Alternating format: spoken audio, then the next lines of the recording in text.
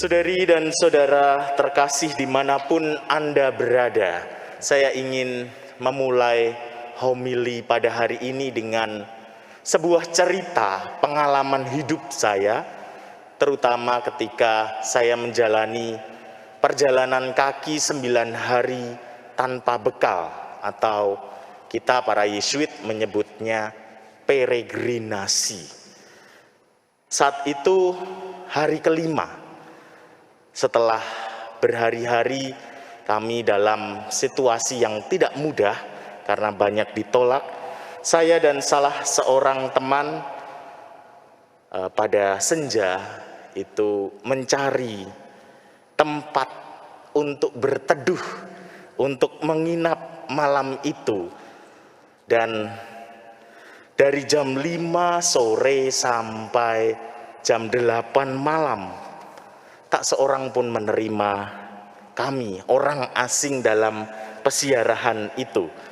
Ada yang menolak secara halus, ada pula yang menolak secara kasar, namun juga tak jarang kami menemui ada orang yang ketika kami masuk ke pekarangan rumahnya, dia dengan buru-buru langsung menutup pintunya bagi kami berdua.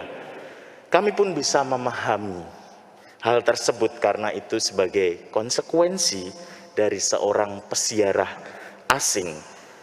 Namun setelah berbagai macam hal kami lewati dan bahkan diusir dari suatu kampung, ada salah seorang keluarga yang menerima kami. Dan keluarga itu kakek dan nenek. Lalu setelah kami bercerita bahwa kami adalah 2 orang Katolik yang baru lulus SMA dan bernasyar untuk berjalan kaki serta belajar untuk kehidupan, mereka bersikap ramah walaupun bukan beragama yang sama. Mereka tetap menjamu kami dengan kesederhanaan mereka, dan hal itu sungguh menggetarkan. Pada malam harinya saya memberanikan diri untuk berterima kasih dan bertanya, terima kasih banyak atas sambutan sederhana bagi kami 2 orang asing ini. Ketika banyak orang menolak kami, takut pada kami, keluarga ini justru menerima kami. Bahkan ketika kami diusir dari kampung ini, keluarga ini membela kami. Padahal kita sama-sama belum mengenal. Apa yang menggerakkan hal itu? Bapak itu menjawab dengan senyum. Nak, kita sama-sama sedang bersiarah di dunia ini dan mencari kehendak yang di atas. Walau secara iman kita berbeda, tapi arah dari perwujudan iman kita di dunia yaitu berbuat baik bagi yang membutuhkan, apalagi kalau hal tersebut terkait dengan keselamatan.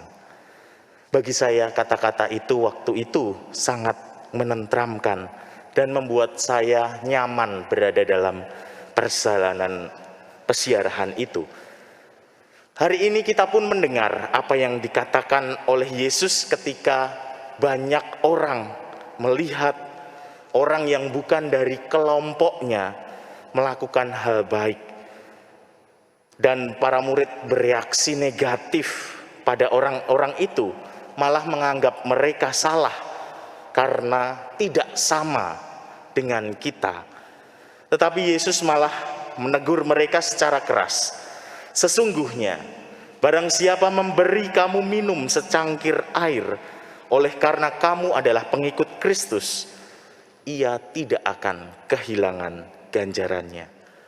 Kata-kata Yesus ini mengingatkan kita akan perwujud nyataan dari iman dalam hidup, yaitu ikut serta dalam karya penyelamatan Allah dalam bentuk-bentuknya yang konkret, terutama untuk berbuat baik bagi yang membutuhkan tanpa memandang apa agamanya, apa sukunya, apa rasnya, dan mau bekerja sama dengan orang-orang yang berkehendak baik, terutama untuk menyelamatkan banyak orang. Salah satu dokumen gereja Nostra Aetate menyebutkan sikap seperti ini sebagai sikap yang inklusif. Dasarnya adalah kasih Allah yang terbuka bagi banyak orang.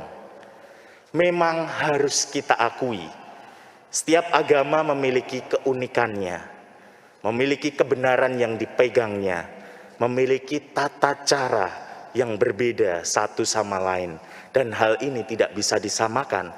Tetapi setiap agama mengajarkan cara menghayati iman yang lebih inklusif ketika berada dalam keberagaman.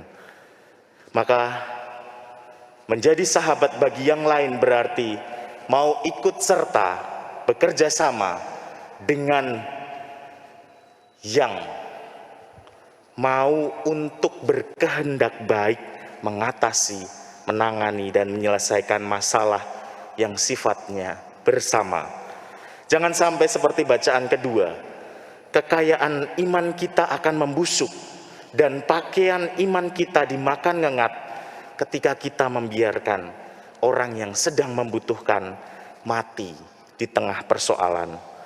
Mari kita wujudkan sikap iman yang lebih terbuka dan inklusif dalam masa-masa ini, terutama dengan bekerja sama dengan pihak-pihak yang berkehendak baik menyelesaikan setiap permasalahan di negara ini.